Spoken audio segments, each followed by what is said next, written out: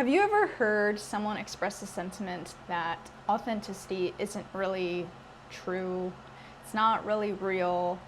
And it's because we are so inundated with false images and false presentations that even just your regular person can make. And even though we do live in a world of artificiality, and there certainly are a lot of ways in which people are not authentic, and we see this in a widespread kind of cultural state, I believe that authenticity is not only real, it is necessary for our happiness and our health. And further, the reason we value authenticity, even if we might believe it's not real, there's some kind of fabrication anywhere we go, is that we crave authenticity. I mean, authenticity is a selling point of many experiences and services and goods and products, because we do value that which is real. So even though we might live in a landscape in which we see a lot of falsehoods and fakeness, we still intuitively, intrinsically are drawn to authenticity. And in fact, that's a way that we feel connection to someone, is because we can feel a level of trust. And I believe that authenticity lends itself to that feeling of trust. But even more than this, okay, you're saying that authenticity is actually real and we need it in order to be happy and healthy. How do you get to feel authentic? Because that's the other half, is that many people feel hyper self-aware. They feel so aware of everything that they're doing, to the point at which, we have this term called cringe, at which you're almost so hyper aware of how something might present or appear to someone else that you're already kind of reflexively judging something that you're doing, almost as a way to maybe reduce any outside judgment. Like, if you can get to judging yourself first and acknowledging, I know what I'm doing is cringy, then maybe other people won't be as harsh because you're self-aware. But unfortunately, what this does is it creates a lot of social anxiety, because people are aware that they have to put on this mask all the time, and having a mistake or doing any kind of social faux pas is cringe, or they're scared of being considered awkward. And that's something I've actually encountered with people, like new people that I'm just getting to know. Sometimes, like, just as we're talking, they'll say this phrase, and I've heard this before, like amongst different people, being like, oh, I'm sorry, I'm kind of awkward around people. And I understand that they're doing it in order to kind of give themselves a buffer, maybe explain anything that they might think comes off awkward to other people. But I always feel like, I don't know, I want to give them a hug or something and be like, no, you're totally normal. Like, there's nothing strange that you're doing or awkward that I'm perceiving. Like, you're totally fine. Because this is the thing about authenticity. This is the thing about, like, even awkwardness. Like, we might project that authenticity is like this thing where you were like the cool guy, and like therefore you're so cool and real, and you always live in the state. But actually, authenticity is being able to witness and accept all states, all emotions that come up. And like, awkwardness is one of those things. And like, it's uncomfortable to have an awkward moment or to feel awkward. So I'm not trying to say like, hey, just be awkward, it's totally cool. Like, you might actually get ostracized. Like, that's a legitimate thing. But we have this hyper criticism. We live in a hyper critical culture. It's like a mixture of, surveillance in which other people can be really judgmental just very quickly, but also we're hypercritical internally. We have this massive surveillance state within ourselves, our own perception. And that is just far too, it's like far too turned up. Like, we need to turn that down because it's at an unproductive level. It's at a really unnecessary level. It's actually at a level in which people don't even feel safe socially. And that's why we have such a rise in social anxiety. Why do people feel anxious in social situations? They don't feel safe. They don't feel like people will understand them. They feel like maybe they could get made fun of. Maybe they won't connect to people and then they'll be made fun of. So a lot of people feel anxious being around other people, even though we have such a need to be around humans. Like, it's our natural state of being. And so today I want to talk about the path to becoming authentic. But first, who am I? My name is Hannah, and I went through this experience. I'm a coach, and my expertise is on developing your authenticity and especially your authentic voice. So for me in particular, I lost my sense of authenticity, and I most noticed it in my voice when I was talking to other people, and even how I connected to myself. I just felt this massive sense of disconnection, even though on paper I looked like I was a very high performer, high achiever, even that I got along well with all kinds of people. Internally and even externally, I just didn't feel like I was connected, and I didn't feel like I represented myself to the full extent of who I knew I could be. I knew there was something special in me, and yet I felt unable to bring that out. I felt unable to live through that, and it was very difficult. But I made it through. I found the way out. I found the way to actually be authentic. And I'm here in this series to talk about the path to becoming authentic, because it really is a path. And like any lifestyle, it's something that you practice. It's not really like I can just give you a haircut and now you have short hair. It's something that you grow into and that you adopt as your own. Okay, so for this part 1, it is all about awareness. And this is the first and most important part of becoming authentic. And for me in my story, I came to awareness. Like, awareness was the thing that made me take action, because I was feeling socially anxious. I was 18, I had just gone to college, and I was in a totally new environment. I didn't know anyone. I went to a school where none of my friends were going, and the culture was different, and kind of being somewhere new, being amongst different people, it really does put you in touch with yourself. And it was certainly an awakening moment for me, but it was very uncomfortable, because the thing I had to awaken to, the thing I had to be aware of, was I was actually really uncomfortable socially.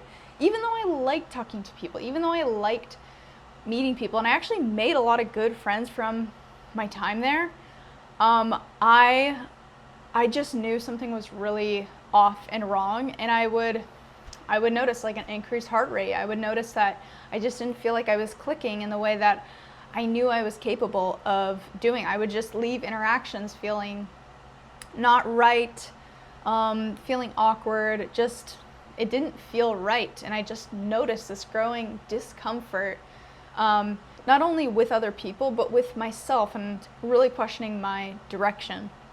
And so, that was literally the first part, was just getting aware of like, okay, I'm feeling uncomfortable, and I'm actually noticing I'm having a bad experience. And this segues into the first thing that actually helped me to start becoming more authentic, but also deal with this anxiety. And it was a meditation course. I saw this flyer on campus being advertised. It was for the campus specifically.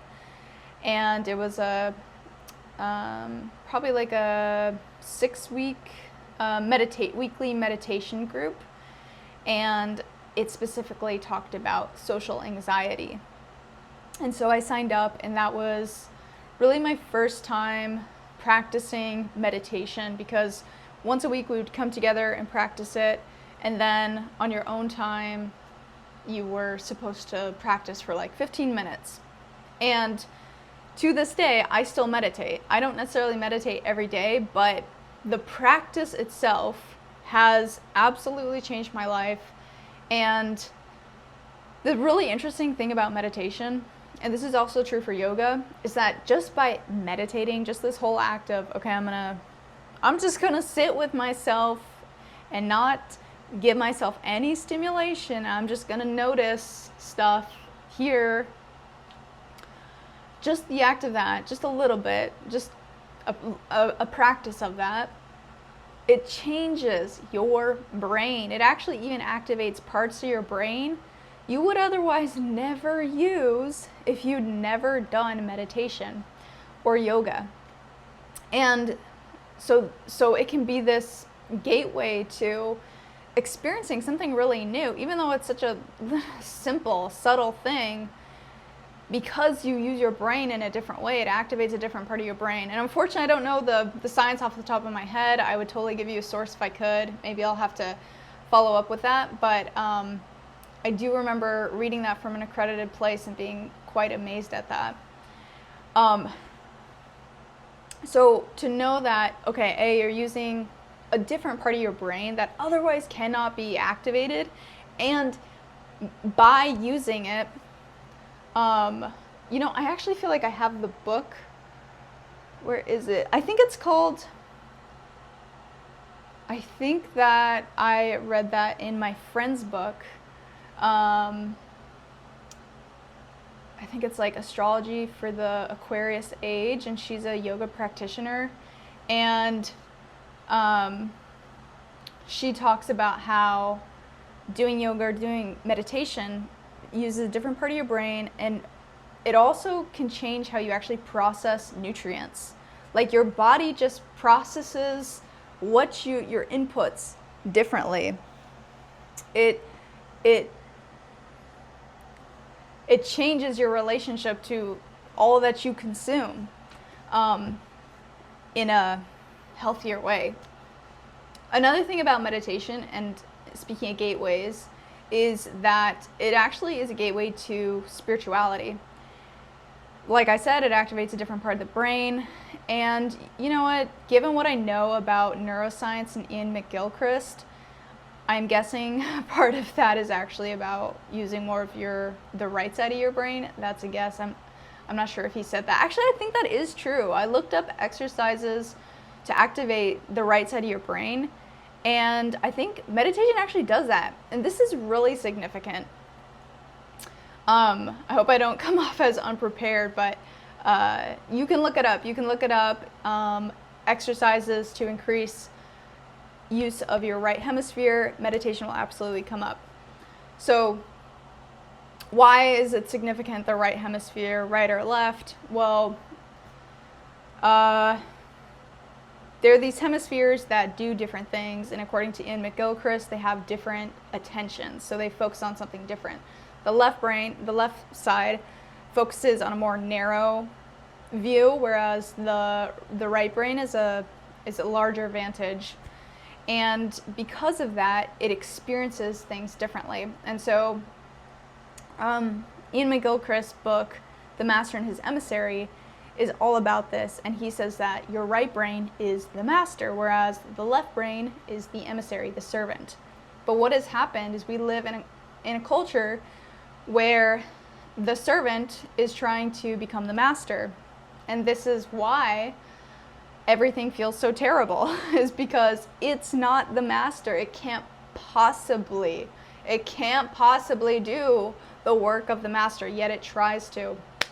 So what does the left brain do? Well, the left brain is basically responsible for this sensation of being separate, which means your ego and your ability to think logically, your ability to learn language. It's all about organization and order, and it definitely is kind of what we valorize socially, like your productivity and what you can do, and performing in a certain way.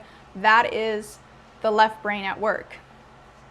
But the right brain is so much more deep than that, because it has this bigger perspective. And he says that it's the master because it has a big perspective, and actually having a bigger perspective is the way we're supposed to live. And because a bigger perspective means that we experience more feelings of empathy. Why do we have empathy? Because I see you and me. If I was in your position, I could imagine how that feels. That's actually a really core part to being human. We have like very developed social, pro-social behavior, and mirror neurons, meaning we can read emotions in other faces. In fact, we really like see faces everywhere. I'm sure you've seen pictures saying like, oh, this thing looks like a face, and it's like a doorknob. We see faces in things. We can read faces. We read a lot into communication. So we're very pro-social.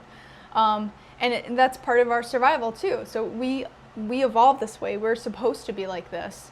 And that's why the right brain is so powerful, because it gives us the sense of connection. And it also gives us a sense of awe. So it can also be responsible for our sense of spirituality, the sense of being connected, but also a part of something even greater. And so that is the master. That is actually the part of you that knows more. And that's even the thing where, depending on your faith, and I find a lot of faiths speak like this, whether it is an Abrahamic religion or it's New Age, they will say things like, oh, trust in the process, or God has a way, or trust in the universe. They kind of all allude to this greater force that knows more than you individually can know, and that is the master at work. And when I say master, the part of your brain that actually, it really does know more. It really does know this bigger picture, but we don't really have a lot of incentives to live by our right brain. We have a lot of incentives to overdevelop our left brain, and we also have a lot of incentives to almost belittle the right brain and its functions and ways of acting like that. And so we see a kind of disregard or a deterioration of that in people. Now, what was I going to say? There's something really interesting here too that Ian McGilchrist talks about. And he talks about how personality disorders and even like schizophrenia are a result of, I'm forgetting which hemisphere it is. I think it's left brain damage, or it could be right brain. I think it's right brain damage. And so they're over functioning with their left brain. And he's saying that a lot of those, but please correct me if I'm wrong, I'm really just going off of memory. He was saying that those kinds of personality disorders, schizophrenia, and maybe even autism, I'm not sure, is a right brain damage because the left brain overfunctions and it creates a kind of perseverating, meaning that it must stick to its ways. It can't see a bigger picture. If things are black and white, if you don't do it this way, then you're wrong, and my way is right. And even just me speaking like this, it's like, oh, that just sounds like a lot of people on the internet. That's how a lot of us experience like entitled people and just a lot of corrupt systems. And again, that kind of just alludes to how much the left brain is over functioning and meditation literally will allow you to start tapping into this part of your brain that is the master. And so when I say all these things, it can, sound grand and glorious. So you're like, oh my God, let's go. And then like you have your first meditation session and you're sitting there and you're like, I fell asleep. I failed and I fell asleep and I'm never going to do this. And it's completely fine if you fall asleep a couple times. There will be a point at which you don't. Maybe you like are doing too much and you actually feel calm enough to like take a nap. Like that can be a good thing. The point is just practicing it. And the thing is, here's the thing, and this leads into my second part of awareness. This whole topic, this whole video on the path of authenticity is about awareness. So I just talked about meditation, and now I'm going to number 2 is emotional regulation. So this is the second part of awareness and how you develop authenticity. And meditation is the direct way to get into emotional regulation, because meditation, you can think of meditation as like the sport of witnessing and observing, but also not attaching. And I think this is really interesting because what are you not attaching to? Okay, so when you're sitting there, you're like, la, la, la, or you're probably not like, la, la, la, you're really trying to focus, but then boom, you start thinking about something. You're like, oh, I really need to mow the lawn. The grass is getting long. And then maybe by thinking about, oh, I need to mow the lawn, you're like, oh, I need to work on the lawnmower because it was like kind of acting slow. And then you just start thinking about that. And you're like, crap, I'm thinking about this stuff and I'm not supposed to be doing that. Like, oh, I'm so bad at this. Okay, that's actually not even the point. It's okay that you thought about it. The point, actually, the place where you can be all like, hey, I am doing well with this, is when you catch yourself being like, I'm thinking about this. Every time you catch yourself being like, oh, I'm thinking about this, and I'm actually making up a story, and I'm putting myself in it, that is considered attaching to it. And your job, the whole game, is to notice how many times do you do that? How many times does your mind just make something up, and then you're like, oh wow, I just did that. Okay, I'm gonna deliberately try to let it go and focus on some bodily sensation. It doesn't have to be your breath, but it's pretty useful. That is the whole game. And it's challenging. It's actually really hard. So it's not really about like never having thoughts. It's about how quickly can you notice that you're having a thought and not engage with it, to just be like, oh, I noticed I'm having a thought. I want to just feel what's coming up and not go down the rabbit hole of imagining everything that could happen with that thought. That is the point of meditation. And what it does for you in your daily life is it gives you the ability to not react. This is very profound. Especially when we have a technology that, it's basically like a really bad drug. Our brains are kind of hijacked in this way, but we're incentivized to use it because it's convenient, it's easy, it feels good. Sometimes we get something really good out of it. And so that kind of trains us to be more reactive.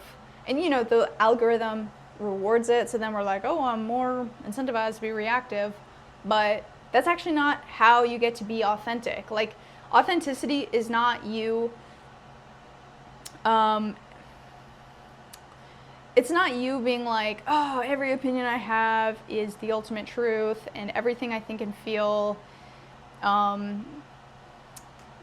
gives me the right to like control other people or push my will. No. It's not to enable any kind of bad behavior, bad faith behavior, which unfortunately social media rewards. But life, if you're actually playing this game right, playing this life game in a smart way, you learn that reacting is just not, it can be really bad. It can increase impulsiveness, which can create regret, and you get true happiness, you get true serotonin out of, being consistent to that which is important and matters to you. And every time you make a step, you get serotonin, which is this deeper thing. Like, dopamine is awesome because it's going to motivate you to do something, but serotonin is like the real reward for doing that thing. And you only really get to experience serotonin when you are more in that observational state and not reactive. All right, I want to go into emotional regulation, which I basically have been speaking to it. At its essence, emotional regulation is about noticing when you feel emotions and being able to see it, name it, feel it, and then do something about it. And this is really significant in terms of becoming authentic because your emotions are real. Your emotions mean something. They're there for a reason. They're messengers. And so often we develop this relationship to our emotions, which is like, I need to turn this off. I need to control this. And this is really unfortunate because what develops is the sensation of you don't trust yourself. You feel like there's a part of you that is like your enemy. It's like trying to make you do other things you don't want to do, or it's your enemy in that it makes you feel bad. And so you want to control it. You don't want to feel these uncomfortable feelings. And some of that does stem, well, I would say in large part, a lot of that response stems from our upbringing, whether it was experienced with your parents or your peers or your school or your work. And the truth is, it doesn't just have to be like your parents. Like, your parents could have been present and emotionally attentive in some ways, and then in some ways not, and it can still develop, so it's not, I'm not trying to like villainize anyone, but we just live in this culture where it's very top down. And so the people who are at the top, they have the power to tell the people below them what to do. And the thing with that is that if you're a subordinate, if you're someone below in the rank, companies are built like this, schools are built like this, where like the seniors are, they're at the top of the class, right? Seniority plays a role, positions and power, right? So we have all these top-down systems.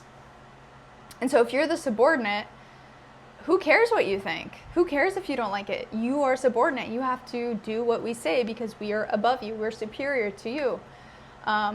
In a work situation, so many people, they're anticipating the needs of their superiors because it doesn't really matter what their opinion is. Ultimately, the superior is the one who holds the authority to fire them or control their life and the quality of it if they so choose. And so, what incentive does that give us to be honest about what we feel? It gives us no incentive. In fact, there's a lot of incentive to hide, to be dishonest, to suppress, because ultimately you're not going to get what you want. It's not egalitarian, it's not democratic. So there's no real reason. Your emotions just feel like something that's getting in your way from doing your job or doing your role or whatever. And then, from parent to kid, parents are in the same system where they're like, man, we gotta go. Like, you gotta put your shoes on, we gotta go to this. And your child might be crying about this. And you might like just get frustrated. And your child might be like, why do we have to do this? Why? And they're like, because I said so, because I'm the authority. Instead of being present to the child's distress and being like, hey, I see that you're upset. I understand that. And, I totally get it. It's nice to not wear shoes. And it's time to go outside. And it's time to do something else that's fun. Like, instead of kind of seeing your child's emotions and kind of directing them, a lot of parents can just try to like control their child and be like, you need to stop crying, you need to be quiet. Teachers can do this too. Employers can do it, managers. So we don't really get trained how to emotionally regulate. And what happens is we begin to believe that what we do for the external, for other people, matters more than our internal world. And so we get cut off from ourselves. And this is like such a big opening point to becoming authentic, because this is how you can actually start to reconnect to yourself. And it's quite deep, because you're going to be giving yourself something that you've been craving for a long time. And it's often what people are looking for when they want a romantic partner. Basically, a lot of people in a romantic partner, they have this fantasy of someone who will completely understand them and love them like unconditionally. And while I think that, you know, there can be truth to that and value, and an element of that can be realized and is important, I also believe you must be able to give that to yourself first, in order to be in a healthy relationship. And basically, people can get into bad relationships or make bad partnerships because, you know, at the beginning, someone was loving them up, being like, oh, I understand everything about you. And then, you know, through the pairing, actually, that's when the differences emerged. That's when the conflict emerged. And it can be really hard for people because they're like, oh my gosh, it's so hard to leave this because you're my emotional processor. I felt like you understood me. I felt so seen by you. And, you know, people can feel really sad because they basically learn like, oh, you're not who I thought you were. So anyways, that can manifest in a very deep way in romantic relationships. Okay. For yourself, emotional regulation, what you are doing for yourself is basically you're doing the job that you needed like an adult to do for you. And really, not even just like your parents. Honestly, it's what we need as humans. It's what we need our society to do. And we just don't live in it. We just, this dominant culture, this dominant global culture doesn't do it. You know, and there's some countries, I think Europe compared to America is a lot. I think that they don't push the certain social masks as much. Like Americans have this thing of being like really, and I'm American, being, you know, just show everyone that you're happy. Maybe if you're a New Yorker, you don't have to do this, but otherwise, Americans are kind of expected to like always, you know, be happy. You know, if someone asks you, how are you? You're supposed to say, I'm good, even if you're not, because people don't actually want a conversation. It's just like a social nicety. It's just what you do. It's basically your way to be like, hi, I'm normal. Are you normal? Okay. You know, that's how you kind of get a sense of that in someone. And sometimes we can take it as a sign of like someone is not normal if they start to divulge what they're really feeling. And sometimes it's appropriate and it makes sense, and sometimes it's weird and it's like trauma dumping, you know, and it's actually not appropriate. But I think between Americans and Europeans, that can be a big difference. I think like some of the Scandinavian countries, they get a lot of credit for having more emotionally regulated children. This is true of Japan as well. And so that the parents are more just present to their children's emotions, and they're not trying to shut them down and control them. And these are more socialist countries. So, you know, the society can definitely, the structures can reflect how people individually behave. But I mean, emotional dysregulation absolutely happens in those countries I mentioned too. I'm not going to pretend like they don't. But I think we see different relationships to emotions and to reactivity in different nations. So, but I still don't think this message is only limited to Americans. At any rate, what we needed when we were young is when we had an emotion. In order to, like, when you're a kid, you're just gonna feel what you feel. You're just a kid, right? Like, all you can do is all you can do. Like, that's all you know. And your parent is your guide. They are your guide. They are your Gandalf. Like, what do I do, man? Help me. And they are supposed to teach you about these things called emotions and what to do with them, because you know what, emotions they're big. Like, we got to study these things because they make up a big part of our life.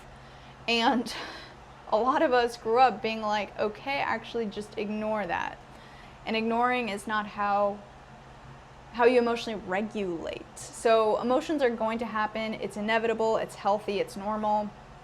Whether you're feeling happy, whether you're feeling sad, whatever, whether you're feeling awkward, socially anxious, your job is not to be like, oh my God, I must be such a loser, or what's wrong with me?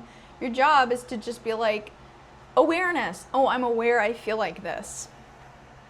And then from there, your job is to just notice it, be aware of it, and then you might start to say, why am I feeling this way? And, start thinking about it and see what comes up for you. And then from there, you want to say something like, I understand why I feel like this. Actually, it makes sense that I feel like this. And this is a really important thing for us, because, like, to hear someone else or even us to ourselves say, I understand, because what it does is it's healing for us. It's healing, it's connecting to feel understood. It's actually necessary to heal. Like, there's studies that show that doctors who show more attention and care for their patients, like they actually care how their patients are, they're showing more understanding, those patients have better health results. So it is significant, and it absolutely is a part of our healing process, because what it does is it makes you know you're not alone. And as humans, we need it. Remember, guys, the right brain is the master. And what does the master operate by? Connection. We are connected. And when you might feel sad or low or whatever, you might feel disconnected, and it's okay. And you can connect to yourself. And I'm absolutely of the belief of having relationships too and having someone to talk to. But part of emotional regulation is your ability to do this with yourself, that you don't always need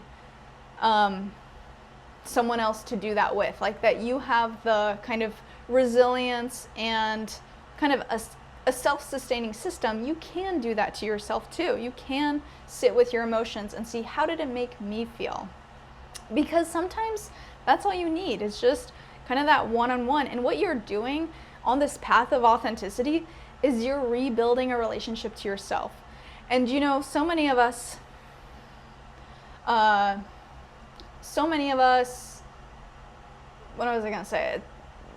Can see advice about dating relationships, but the path of authenticity is really about rebuilding the relationship to yourself. So, and that needs work, like, to kind of, I wouldn't say like date yourself, but to reconnect to yourself is a healing process, and it's something that you do consciously.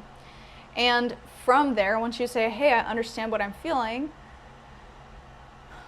then your job is to kind of move through the emotions. So sometimes just using our brain and just feeling things isn't like enough. Sometimes we have to just like go for a walk, or we have to shake our body, or do a dance, or do something that makes us feel better.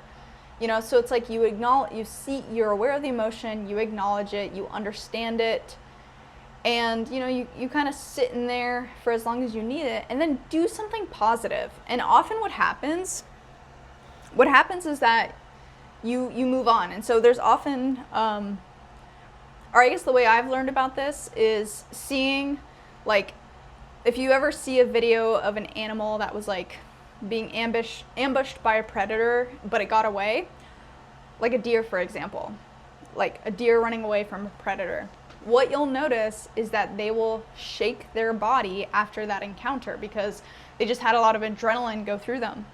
And humans similarly need to do that with our emotional regulating. So it's kind of like you're giving something to your nervous system to be like, okay, I was with this feeling, I'm here, and how can I now do something to either move this out of my system? Think about it like your lymphatic system. Your lymphatic system is what helps you, it processes sickness. It takes out toxins in your body. But the thing about the lymphatic system is you have to do something manually to move it. Like, it doesn't have its own pump like the heart. The lymphs need, like, basically you have to like walk around, or you have to move your body, or you can like manually like move it on your skin. And that's part of like gua sha practices and face massage practices.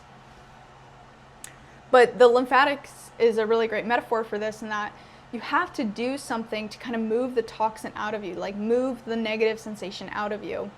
And that's true in emotional regulation, where it's okay, I notice this thing, and what's something at the end of it I can kind of do to insert something positive, flush it out. And sometimes it's as simple as, okay, I'm just gonna take some breaths, or I'm going to call a friend now. Like, once you have that moment with yourself, or I'm gonna go for a walk, or I'm gonna eat some food that makes me feel good. Not like candy, but like I'm gonna eat like some eggs or beans or whatever. Or I'm going to literally shake my body so I kind of shake this thing out of me. Like, that is all necessary to move through these emotions. Okay, I know this video is starting to get longer, but I'm not done. I've got 2 more things that are very important in this awareness stage on the path to becoming authentic. The third thing is nervous system recovery. So everything I've been talking about is absolutely related to the nervous system. It's basically, your nervous system is the thing that's giving you these sensations. And this is why it's a part of awareness, is that your nervous system is kind of like your shield. It's part of your defense mechanism. And if your nervous system is fried, whether it's fried because you basically have some bad habits that fry it, you're not going to feel authentic. You're going to feel like bad. And I think a lot of us get into health and wellness from a like aesthetic point of view. Like, I need to look hot, because that's like shoved down our throats, But I think that considering health from a nervous system place is very, very transformational, and it can really change your relationship to health and wellness. Because if you think about everything you're doing as a way to protect your nervous system, you will become very healthy. You also will become very attractive, because part of beauty, part of nervous system health requires exercise, and beauty is a symptom of health. Like, it is a signifier that you have desirable traits, that you are healthy. And beauty is not just this physical appearance, it's also how do you make someone else feel. And if your nervous system is fried or wired or whack, then you might be beautiful, but if people are around you and it feels uncomfortable, like, it's not going to take you very far. So, like, for example, you could look really great. I knew this one girl, actually. She was beautiful, and yet she was kind of like too. She actually could just start to become mean, and part of what it told me is that her nervous system, I'm sure there are other elements too, but it kind of told me that her nervous system was more often in a fight or flight state. And so she just kind of was operating from that more often. So even though it's like, okay, I look at her and I'm like, she's beautiful, right? Many people think this. Being around her was actually unpleasant because her nervous system was just not stable. And I mean, I'm not really saying this like, oh, I'm talking about her beauty, but it's just kind of like, I'm just acknowledging someone who I've been around where it's like, okay, I can acknowledge, you're attractive, and yet I don't want to be around you because it makes me uncomfortable because, like, you don't even seem comfortable with yourself. Yeah, and so with nervous system recovery, if you think about your health as protecting your nervous system, oh boy, this changes the game. This changes the game because it's not about becoming skinny. We have all these bullshit things about skinny, for women at least. And, which, listen, I'm certainly not of the opinion that obesity is healthy by any means, no. But women, we naturally have higher rates of body fat, body fat storage than men, and that's healthy. Like, if you were to look at what's a healthy body fat percentage for a woman, it's going to be a lot higher than a man because we're meant to. Like, it's built into us. Like, it's literally one of our sex characteristics. So women being like tricked into thinking that their healthy body is actually like fat or ugly is deplorable, and it's really sad because there are so many people who are beautiful and they just feel like they're not, and and then they result into like eating disorders and bad diet culture and all this kind of stuff. And ultimately anything like an eating disorder, ultimately anything like drugs, it's all a coping mechanism to not feel the pain, and this is what emotional regulation does, is that you get to feel the pain. You don't have to run from it, you get to feel it. And if you don't get that, then you're going to numb it, and you're going to numb it through whatever can make you immediately feel temporarily better. So if that is through drugs, if that's through food, if that's through relationships, casual hookups, if that's through validation, that's what you'll seek if you don't ever develop emotional regulation. And the thing is, it can really mess you up because it can make you be impulsive and make a lot of bad decisions. And so this ties into the nervous system recovery, because your nervous system is going to be the thing that informs you, do I feel well or not? And the way that you can strengthen your nervous system is through weightlifting, strength training. So this is actually a really essential part to becoming authentic. Male or female, we need to work on our muscles, and our muscles, they really help us to, well, what do? They literally make you stronger. Your muscles are strong. Like, strength training goes hand in hand with nervous system training, because you are literally fortifying yourself. You're making yourself stronger, more resilient.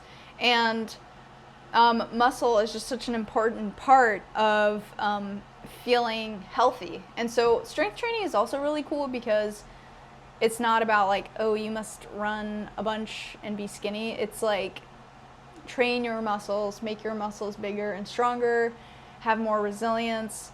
And to do that like 3 times a week, it just makes me feel like grounded. I just feel like healthy and grounded. And when I'm doing it, it's kind of like a yoga and a meditation where I'm connecting to my body. I'm having the sensation in my body. I really like it. And then for nervous system recovery, you also need to eat nutritious food. So eating more like protein dense food, trying to get like 100 grams of protein for the average sized woman. You will feel more full, you'll feel better. And then, including vegetables and including carbs in order to feel more satiated and full, you're going to be like, oh my gosh, this food thing is not so complicated. It's actually really simple. And then you need to get good sleep. That's really important for your nervous system. If you're not getting good sleep, then you will crash out and it'll feel bad. And so I would say, like, to work on your nervous system, those are the 3 areas I would recommend first. But other things to note are, like, good relationships. So,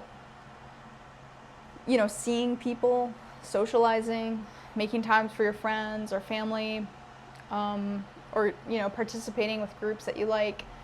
It's important to have built-in social time for our nervous system. It's good for us. Even just like I believe there's like studies that show that even casual kind of like fleeting encounters with people, like at the coffee shop where the barista takes your order and they say something like, how's your day? Even that is actually really good for our health. And so it kind of like what's the word?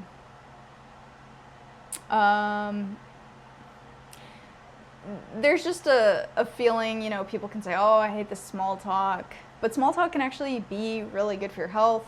And I'm not trying to say like overly artificial, but sometimes just even that little brief exchange, it's polite. It's actually good for you.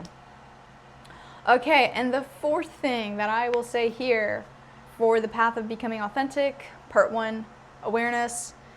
I want you to start having awareness of your preferences.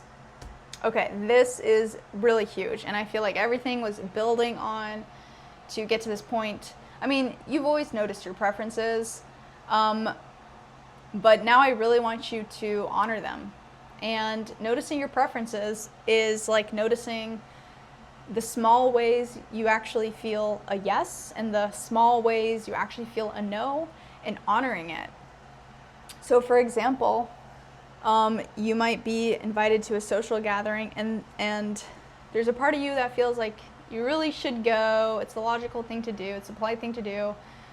But there's actually a part of you that just like really doesn't want to go. And maybe previously you would have kind of pushed yourself to go, and you would have told yourself, no, I need to do it. It's just good. Like, I needed to force it.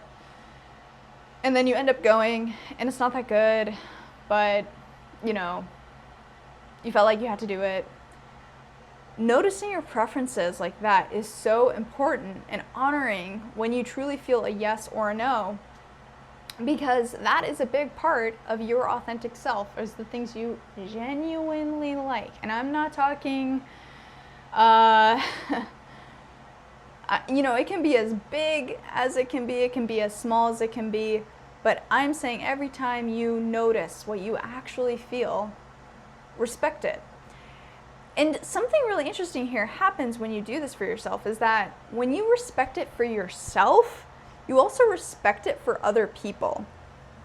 And what I mean by that is, if someone tells you, no, I don't want to do this thing, like let's say you ask someone out on a date and they say no. I mean, you might have hurt feelings, but there's some people who would hear a no and they would be like, oh, you're actually stupid and I don't like you anyways. Or they would say, oh, I'm just a loser. Yeah, no wonder you didn't want me. They might not say it to that person's face, but they feel it. They think it. Okay, when you actually respect your own preferences, you can respect other people's preferences, because when you respect your own preferences, basically what you learn is every time I respect and I honor my feeling of my true yes, my true no, good stuff happens. Like when I say yes to the things I don't like, it's bad. When I say no to the things I actually wanted, it's bad. Like I feel regret or whatever, sad. And so because you know that internally, where you're like, oh yeah, when I say yes when I really mean it, and I say no when I really mean it, it's a good thing, it's a good outcome. And so if someone said no to me, I believe that is going to be a better outcome. Like, I don't want to force something. I want it to be free will. I want it to be mutual interest. And, you know, it doesn't mean that you might not feel a sting or feel rejection, but the way you respond is not like, oh, well, you suck or I suck. It's, hey, I hear what you're saying, and I respect that. Thank you for being honest with me. It's where you start to value honesty more than kind of getting what you perceived, what you wanted, or you value ego more than honesty. Or sorry, I said that the wrong way. You value honesty more than ego. And you also value integrity more than ego. And for yourself, when you respect your preferences, you just notice that your life just feels more aligned. It feels more real. It feels more meaningful. And you actually kind of have these series of unfolding, interconnected moments that lead you to the next best thing. It's awesome. And yet we can't get here if we can't, connect to our bodies, our sensations, if we can't practice and cultivate awareness and observation of both ourselves and other people, and also to value what is true. So valuing your true yes, your true no, and also valuing other people's true yes, true no. This all is how you start to have this experience of feeling more real, more authentic, more aligned, and more attuned. And so this was the first part on how I'm talking about the path to authenticity. And so this all kind of encapsulates the idea of awareness. And awareness is this first way that we actually start to experience our authenticity and reconnect it, because that's really what we're doing, is we're rebuilding a damaged relationship to ourselves. And guess what? The true you wants this, and you know it, because that's why you're here. You feel like it's true. You know it. There's this part in you that knows that this is true. So I will be following up with more videos to come in this series. I hope you enjoyed this video. I'd love if you stuck around and subscribed, liked, and if you have any ideas on this, any things that stood out to you, I'd love to hear your thoughts down below. I'll see you for the next one.